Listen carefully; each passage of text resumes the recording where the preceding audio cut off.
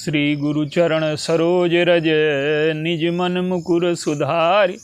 वरणहु रघुबर बिमल जस जो दायक फल चार। बोलिए सियावर रामचंद्र की जय। सिय राम मैं सब जग जानी करऊं प्रणाम जोर जुग पानी। आइए आज एक प्रश्न पर विचार करते हैं कि जो हमारे पास जो है हम वही दूसरों को बांटेंगे। कोई माता पिता ऐसे नहीं जो अपने पुत्र को प्रसन्न न रखना चाहें। कोई पुत्र ऐसा नहीं है जो माता पिता को प्रसन्न न रखना चाहे। समाज में सभी प्रसन्न रहना चाहते हैं, आनंदित रहना चाहते हैं, लेकिन ये संभव कब होगा? एक दृष्टांत के माध्यम से समझते हैं। अयोध्या की सभा लगी हुई है। गुरु वशिष्ठ जी प्रस्ताव करते हैं श्री भरत जी से कि तुम्हारे पिता ने तुम्हें राज्य दिया है, ले लो। भरत जी ने एक प्रश्न उठाया, क्या तुम चाहो सुख मोह बस मोह से अधम के राज। आप मुझे राज्य दे करके स्वयं प्रसन्न होना चाहते हैं और मेरे पास प्रसन्नता है नहीं, और जब मेरे पास है नहीं तो आपको बांटूंगा कैसे। मैं एक प्रार्थना करना चाहता हूं, तुम तो विनय मोर सुन लेहु और मोहि अनुहरत सिखावन देहु।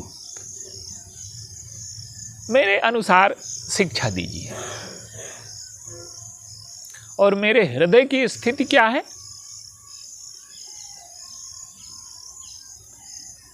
कि मेरा हृदय जल रहा है ज्वाला से, और अगर आपने मुझे गद्दी पर बैठाया तो मैं ज्वाला ही तो बांटूंगा, दुख ही तो बांटूंगा, संताप ही तो बांटूंगा। तो पहले मेरी एक विनती है कि मुझे चित्रकूट जाने दीजिए, और वहाँ अगर मुझे सुख, आनंद, तृप्ति, प्रसन्नता मिलेगी तो वो लौट करके आप सब लोगों को बांटूंगा। और ये जो सारा दुख खड़ा हुआ है, अवसाद खड़ा हुआ है, समस्या खड़ी हुई है, किस कारण से? कैकेयी ने मुझे सत्ता दिलाने के लिए, मुझे पद दिलाने के लिए, मुझे प्रसन्न करने के लिए इतनी बड़ी आयोजना की। क्या कैकेयी ने दिया?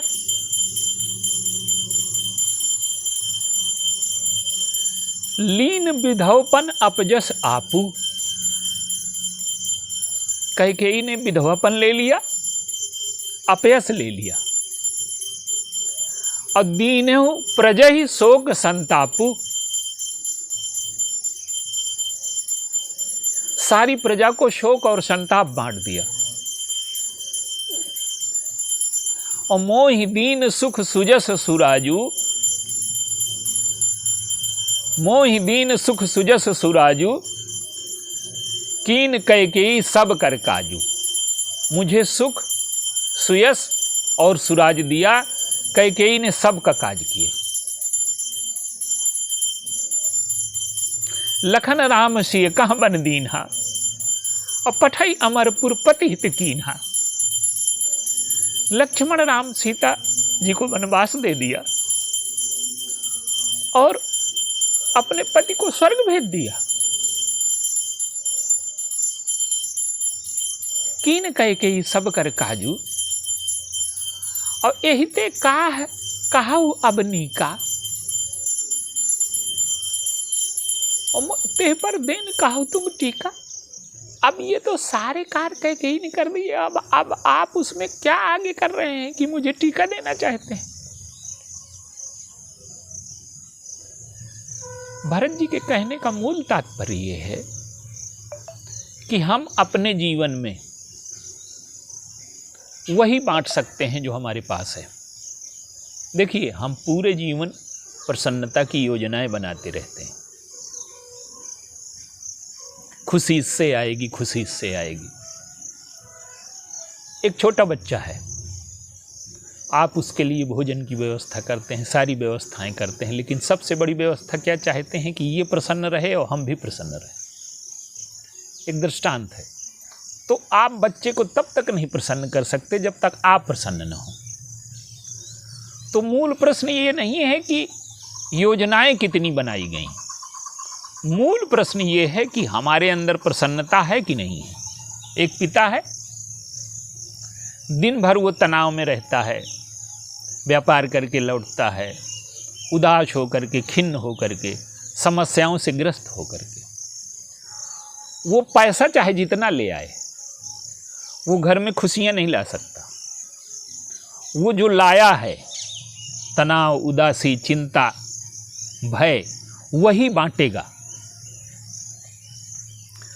तो श्री भरत जी कहते हैं कि मैं चित्रकूट जाऊं और चित्रकूट में जाकर के प्रभु के चरणों में नमन करूं, और जो ये अनर्थ हुए हैं, जो योजनाएं बनाई गई, हम जो योजनाएं बनाते हैं दूसरों को दुख पहुंचा करके प्रसन्न होने की, जो कैकेयी ने बनाई,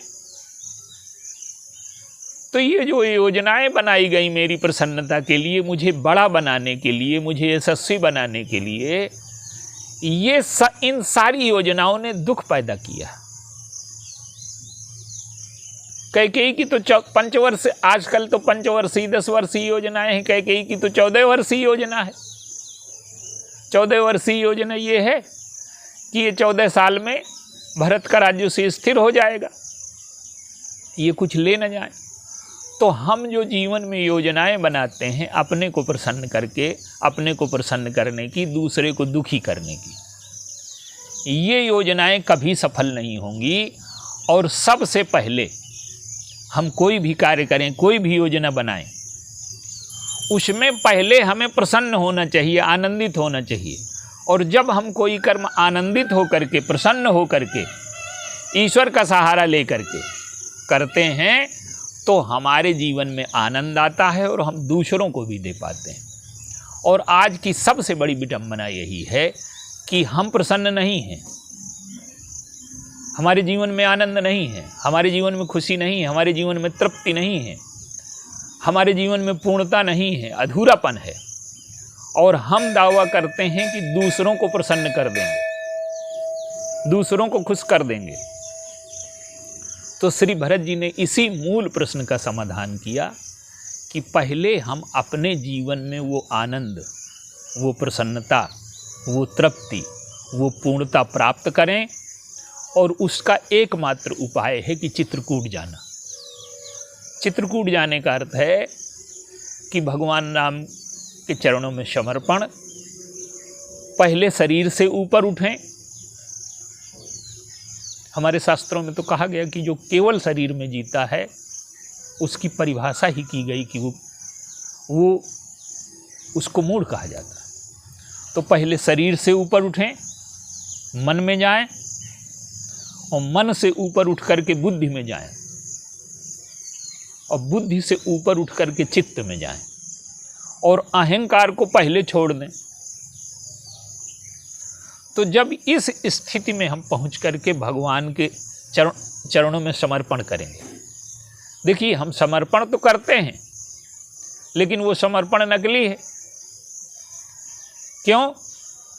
कि मन से कर दिया तो बुद्धि से नहीं कर पाते, बुद्धि से कर दिया तो अहम बीच में खड़ा है, संस्कार खड़े हैं। तो श्री भरत जी हमें एक मार्ग बताते हैं। और चित्रकूट से जब वो लौटे तो आनंद लेकर के लौटे, प्रसन्नता लेकर के लौटे, प्रभु की आज्ञा का प्रसाद पाकर के लौटे।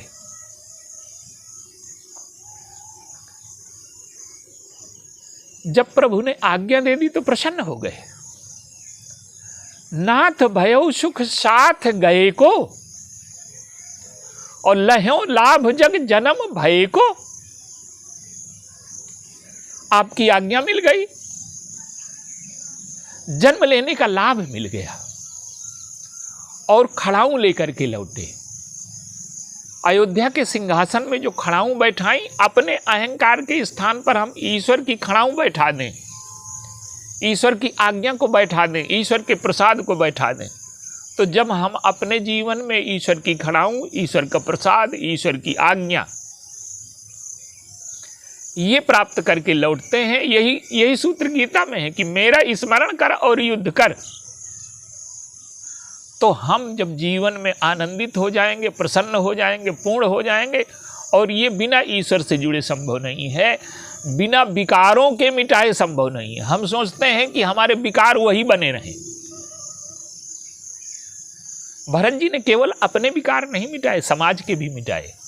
वो गद्दी में इसलिए नहीं बैठते कि अगर मैं गद्दी में बैठ गया तो समाज में कैकेयी ने जो अनर्थ किया है, अन्याय किया है, धर्म के साथ छल किया है, तो लोगों को प्रेरणा मिलेगी कि सत्ता पाने के लिए, पद पाने के लिए, स्वार्थ की सिद्धि के लिए धर्म के साथ छल किया जा सकता है, अन्याय किया जा सकता है, कपट किया जा सकता है, दंभ किया जा सकता है, और मैं हमेशा के लिए समाज के पतित होने का कारण बन जाऊंगा। तो उन्होंने इसको अस्वीकार कर दिया। और ज़्यादातर योजनाएं हमारे मन में यही हैं। तो वो प्रभु का आनंद, प्रसाद, आज्ञा खड़ाऊं लेकर के लौटे और उसी आनंद को, उसी सुख को, उसी प्रसन्नता को, उसी तृप्ति को बांट दिया। तपस्या कर रहे हैं। गोस्वामी जी ने लिखा कि देह दिन ही दिन दूबर होई और घटे तेज बल मुख छवि सोई। तो अगर संकट भी है तो हमारी प्रसन्नता न जाएगी, और यही प्रसन्नता का मार्ग है। तो हम क्या करना चाहते हैं इसका मूल्य नहीं है, पहले हम क्या हैं। हम दोषों से रिक्त हों और भगवान की शरण में जाएं तो हमारे जीवन में प्रसन्नता आएगी, और जब आएगी तभी हम उसको बांट पाएंगे। और यही जीवन का सबसे बड़ा सूत्र है। बोलिए सियावर रामचंद्र।